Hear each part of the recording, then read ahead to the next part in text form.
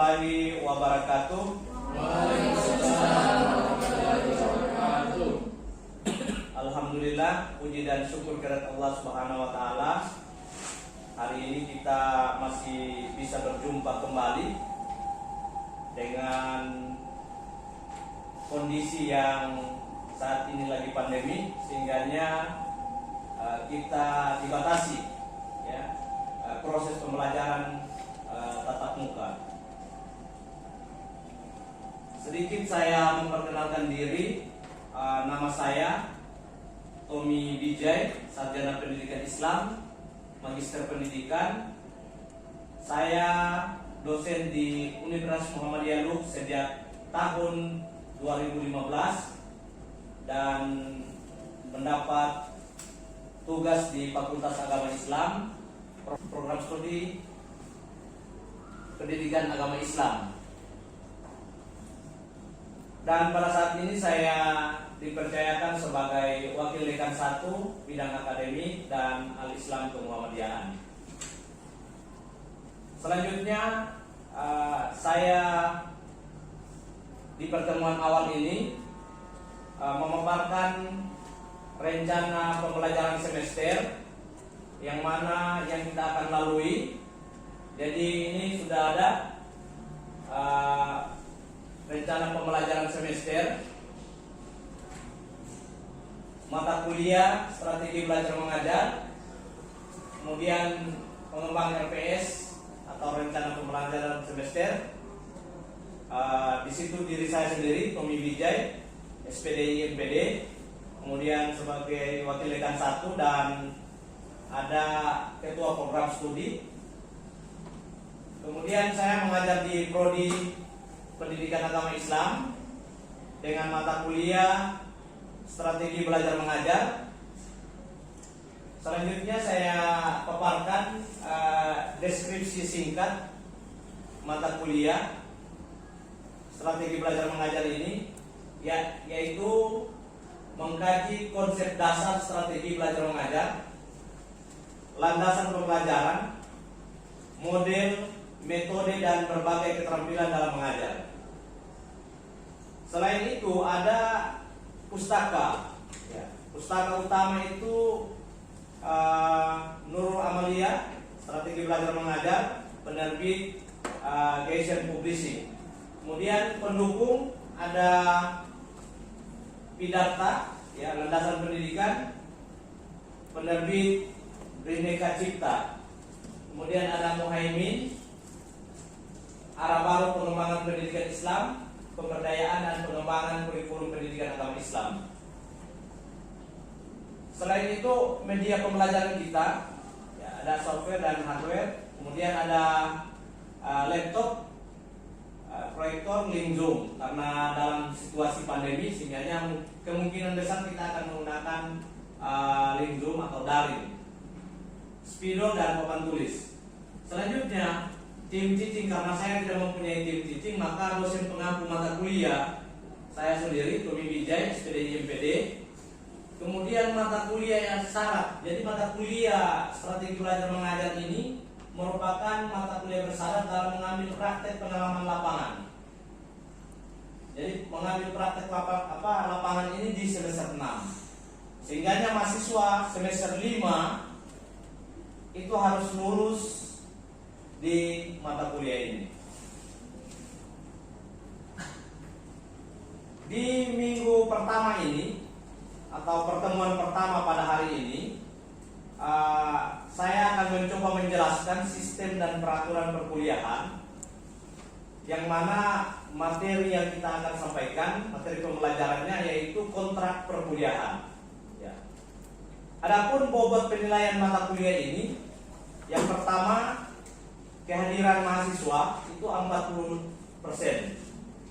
Kemudian ada tugas mahasiswa 10% dan UTS atau ujian tengah semester itu 25% dan ujian akhir semester 25%.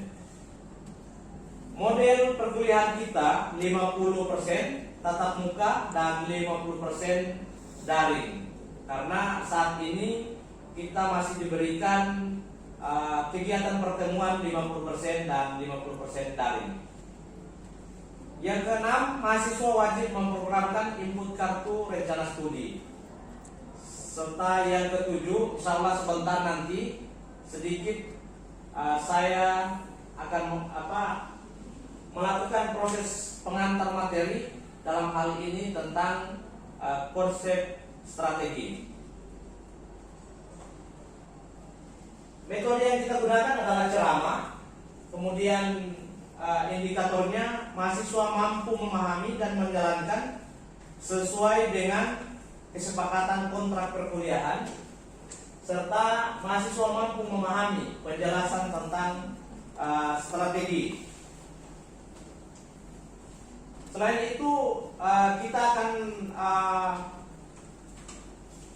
menjalankan aktivitas program pembelajaran mata kuliah strategi belajar mengajar ini ada di 14 kali pertemuan, 15 kali pertemuan, yang mana pertemuan kedua yaitu menjelaskan konsep strategi belajar mengajar dalam dunia pendidikan serta kompetensi guru. Materi ajarnya atau materi pembelajarannya itu pengertian belajar, pengertian mengajar, kemudian kompetensi guru. Indikatornya, mahasiswa mampu menjelaskan dan memahami konsep belajar mengajar dalam dunia pendidikan serta kompetensi guru. Di sisi lain, bentuknya akan ada kuis ketika kita masuk materi pelajaran ini.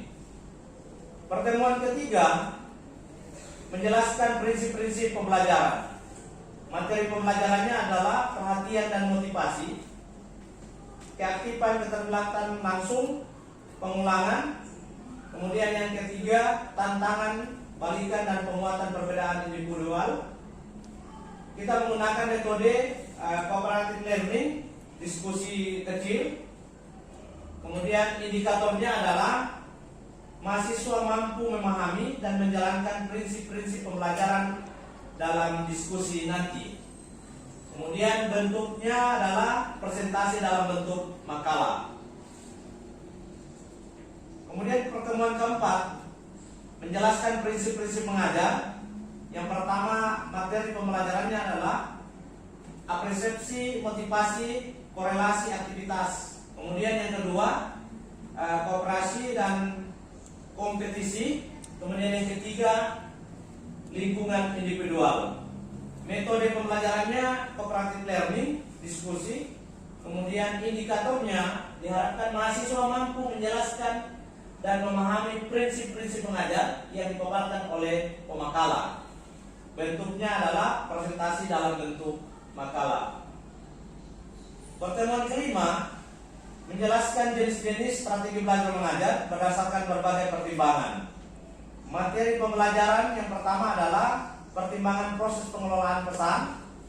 Yang ke-1 adalah strategi pembelajaran deduktif. Kemudian yang kedua, strategi pembelajaran induktif. Metode pembelajarannya adalah cooperative learning, diskusi. Indikator atau capaian pembelajarannya, mahasiswa mampu menjelaskan dan memahami jenis-jenis strategi belajar mengajar berdasarkan berbagai pertimbangan. Bentuknya presentasi dalam bentuk makalah, bobot 3. Kemudian yang ke-6, menjelaskan jenis-jenis strategi belajar mengajar berdasarkan berbagai pertimbangan. Pertimbangan pihak pengelola pesan. Yang pertama, strategi pembelajaran ekspositorik, ya. Kemudian yang kedua, strategi pembelajaran heuristik. Metode pembelajarannya adalah cooperative learning, ya, diskusi. Indikator, mahasiswa diharapkan mampu menjelaskan dan memahami jenis-jenis strategi belajar mengajar berdasarkan pertimbangan. Presentasinya dalam bentuk makalah. Pertemuan ke-7 menjelaskan strategi pembelajaran. Materi pembelajarannya adalah strategi pembelajaran ekspositori. Metode pembelajarannya ceramah dan tanya jawab. Indikatornya mahasiswa mampu ya, menjelaskan dan memahami strategi pembelajaran ekspositori. Bentuknya kita akan adakan kuis sehingga proses pembelajaran bisa berjalan dengan baik. Kemudian di pertemuan yang ke-8 memberikan ujian tengah semester untuk dapat mengukur kemampuan mahasiswa dalam perkuliahan. Jadi di semester 5 nanti di pertemuan ke-8 ini kita akan melakukan ujian tengah semester atau mid semester yang ada di program studi masing-masing yang kita lakukan. Bentuknya adalah lisan melalui Zoom. Ya, jadi ujian mid-nya kita akan melakukan melalui link Zoom.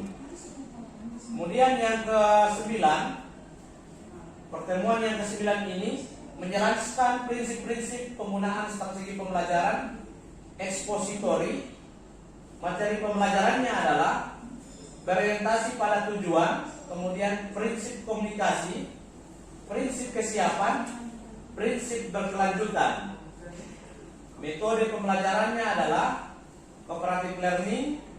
Indikator capaiannya adalah mahasiswa mampu menjelaskan serta memahami prinsip-prinsip penggunaan strategi pembelajaran ekspositori. Bentuknya adalah presentasi dalam bentuk makalah melalui Zoom meeting. Jadi kita sudah rencanakan proses pembelajarannya melalui Zoom daring dalam hal ini untuk mensiasati pada situasi dan kondisi yang pandemi saat ini. Kemudian pertemuan ke-10 menjelaskan metode ceramah. Ya, materi pembelajarannya adalah pengertian metode ceramah, tipe-tipe metode ceramah. Kemudian yang ketiga, keunggulan dan kelemahan metode ceramah. Metode pembelajarannya adalah cooperative learning. Indikator mahasiswa mampu dan memahami serta menjelaskan metode ceramah. Presentasinya dalam bentuk makalah melalui Zoom meeting. Kemudian pertemuan yang ke-11 menjelaskan metode demonstrasi. Materi pembelajarannya adalah pengertian metode demonstrasi, tujuan metode demonstrasi, langkah-langkah metode demonstrasi. Yang keempat, keunggulan dan kelemahan metode demonstrasi. Metode pembelajarannya adalah cooperative learning. Indikatornya mahasiswa mampu memahami serta menjelaskan metode demonstrasi dengan baik. Bentuknya adalah presentasi dalam bentuk makalah melalui Zoom meeting. Kemudian yang ke-12 atau pertemuan ke-12 ini kita membahas persoalan metode diskusi. Jadi saya akan menjelaskan metode diskusi dengan materi pembelajaran, pengertian metode diskusi, tujuan metode diskusi, jenis-jenis metode diskusi, keunggulan dan kelemahan metode diskusi. Metode pembelajarannya adalah cooperative learning. Indikatornya mahasiswa mampu dan memahami serta menjelaskan metode diskusi. Bentuk presentasi dalam hal ini ya, yang ke-13 menjelaskan metode simulasi. Materi pembelajarannya adalah pengertian dan jenis-jenis metode simulasi. Yang kedua, tujuan dan langkah-langkah metode simulasi. Metode pembelajarannya adalah cooperative learning. Indikator mahasiswa mampu memahami serta menjelaskan metode simulasi. Bentuk presentasinya adalah dalam bentuk makalah melalui Zoom meeting. Kemudian yang pertemuan ke-14 menjelaskan metode cooperative learning. Materi pembelajarannya adalah strategi pembelajaran kooperatif. Kemudian yang kedua, prinsip-prinsip pembelajaran kooperatif. Yang ketiga, pengelolaan kelas metode cooperative learning. Metode pembelajaran yang kita lakukan adalah cooperative learning. Indikatornya mahasiswa mampu memahami serta menjelaskan metode cooperative learning. Bentuk presentasi dalam bentuk makalah melalui Zoom meeting. Pertemuan yang ke-15 yakni menjelaskan langkah-langkah kegiatan menentukan inquiry. Kemudian materi pembelajarannya adalah kegunaan kegiatan bertanya. Kemudian yang kedua, learning community, prakteknya dalam pembelajaran terwujud. Kemudian yang ketiga, contoh praktek modeling. Dan yang keempat, realisasi refleksi. metode yang kita gunakan dalam pembelajaran ini adalah ceramah tanya jawab. Kemudian indikatornya adalah mahasiswa diharapkan mampu menjelaskan langkah-langkah kegiatan menemukan inquiry. Bentuknya kita akan lakukan kuis dalam kegiatan proses pembelajaran yang ke-15 ini. Yang ke-16 kita ujian akhir semester yang mana diharapkan ya mahasiswa mampu memberikan jawaban dalam ujian ini agar dapat diukur tingkat pemahaman mahasiswa selama pembelajaran satu semester. Bentuk tesnya adalah tes tulisan, kemudian bobotnya ada 3. Ya, baik. Demikian penyampaian rencana pembelajaran semester. Insya Allah kita akan sepakati bersama. Bisa disepakati ini? Bisa. Baik, terima kasih. Selanjutnya di pertemuan pertama ini saya akan menyampaikan sedikit uraian tentang strategi belajar mengajar. Jadi selain RPS tadi, ya, saya isi dengan sedikit pengantar materi tentang strategi belajar mengajar. Ya, di sini ada yang namanya pengertian strategi, ya, pengertian strategi di dalam mata kuliah ini. Apa itu strategi? Upaya, cara, kemudian siasat. Ada lagi? Langkah. Oke, kita lihat. Jadi di sini pengertiannya, ya, strategi secara bahasa diartikan sebagai siasat, kiat, trik atau cara, ya. Sedangkan secara umum strategi ialah satu garis besar haluan dalam bertindak untuk mencapai tujuan. Jadi ini sedikit pengantar tentang strategi. Selanjutnya, strategi berarti rencana cermat mengenai kegiatan mencapai sasaran khusus.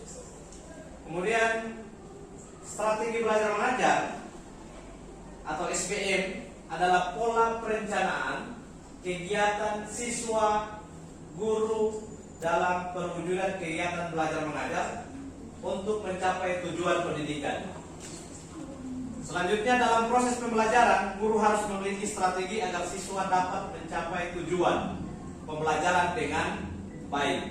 Jadi di dalam kegiatan proses belajar mengajar, maka guru harus mempunyai strategi dalam proses pembelajaran dengan baik. Salah satu unsur dalam strategi pembelajaran adalah menguasai teknik-teknik penyajian atau metode mengajar, seperti apa yang kita ungkapkan tadi di dalam rancangan proses pembelajaran atau RPS tadi. Ya. Ada pertanyaan di sedikit penjelasan tentang strategi tadi?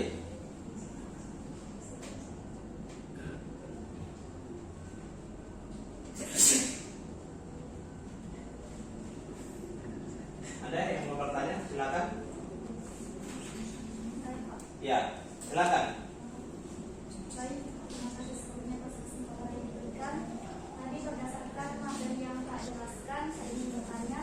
Pertanyaannya yaitu, bagaimana cara pengembangan dalam strategi belajar mengajar itu sendiri, Pak? Iya. Jadi bagaimana pengembangan strategi belajar mengajar? Ya, di dalam penyampaian tadi, yang mana strategi belajar mengajar adalah pola perencanaan kegiatan siswa guru dalam perwujudan kegiatan belajar mengajar untuk mencapai sebuah tujuan pendidikan.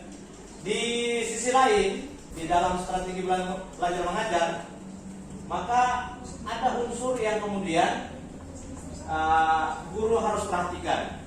Ya, yang pertama adalah knowing. Ada yang tahu knowing? Pengetahuan ya. Ya. Kemudian yang kedua adanya feeling. Ada yang bisa tahu feeling? Apa itu?